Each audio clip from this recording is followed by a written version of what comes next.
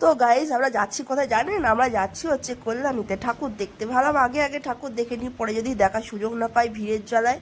তো এই ভেবে যখন আমরা বেরিয়ে পড়লাম কল্যাণীতে, তাহলে কি হন তারপরে কি হয় সেটা দেখে নিন, আপনারা নিজেরাই দেখে নিন যে কি হয়।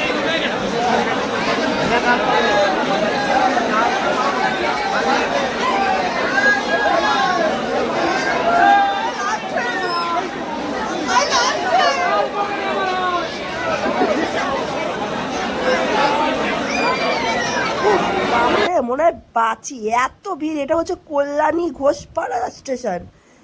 কি মারাত্মক ভিড়, পা রাখা জায়গা নেই, অনেকে তো পায়ে লাগছে। মানে এখানে কেউ যদি হোঁচট খেয়ে নিচে পড়ে না, তাহলে ওখানেই শেষ। এত ভিড়, ঠেলা গুঁতো খেয়ে খেয়ে বাপরে বাপ, বিশাল মাথা যন্ত্রণা, বিশাল মাথা ব্যথা আমার তো। মানে ফাঁকা রাস্তা খুঁজছিলাম, দেখুন এখান দিয়ে লাইটিংটা এত সুন্দর লাগছে। এটা হচ্ছে সাইডের রাস্তাটা, ওখান দিয়ে মণ্ডপটা এত সুন্দর লাগছিল। তো ভাবছি আমি কখন মণ্ডপের সামনে যাব, কখন মণ্ডপটা দেখবো। আর এত ধারাগুতো খাওয়ার পরে মনটা এই মন্দিরটা দেখে সত্যি খুশি হয়ে গেছিল। ভাবছিল যে কখন সামনে যাব আর কখন ভিডিও করব। দারুণ দারুণ, আপনারা যদি না দেখে থাকেন না, এই ভিড় হওয়ার কারণটা এবার আমি বুঝেছি। এই মণ্ডপটা এত সুন্দর সুন্দর করেছে যে সবাই কলকাতার দূর দূরান্ত রাস্তা থেকে এই মণ্ডপটা দেখার জন্য এসেছে। আপনারা গিয়ে একবার দেখে আসুন, সত্যি মনটা জুড়িয়ে যাবে। দারুণ প্যান্ডেল হয়েছে, দারুণ।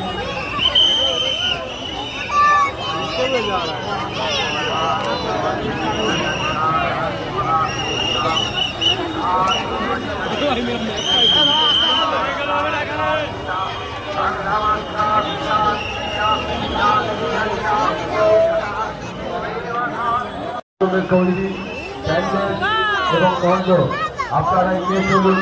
প্যান্ডেল এবং মণ্ডপ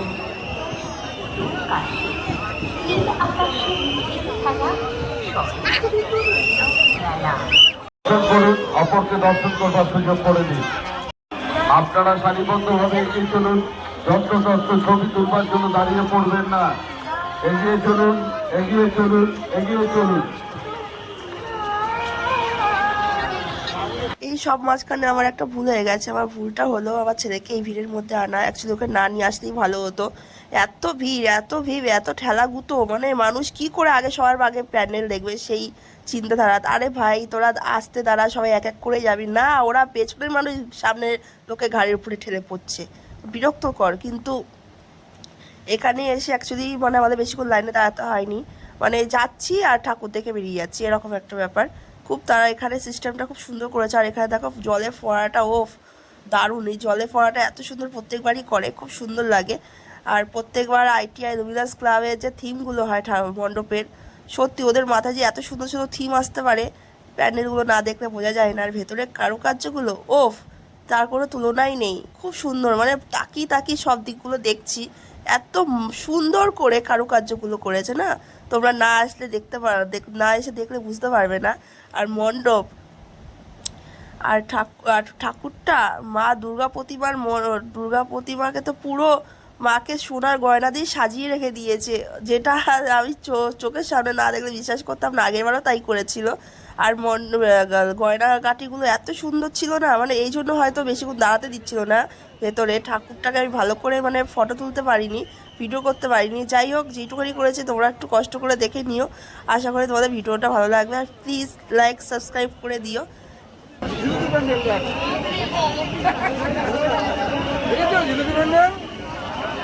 এই জনজোয়ার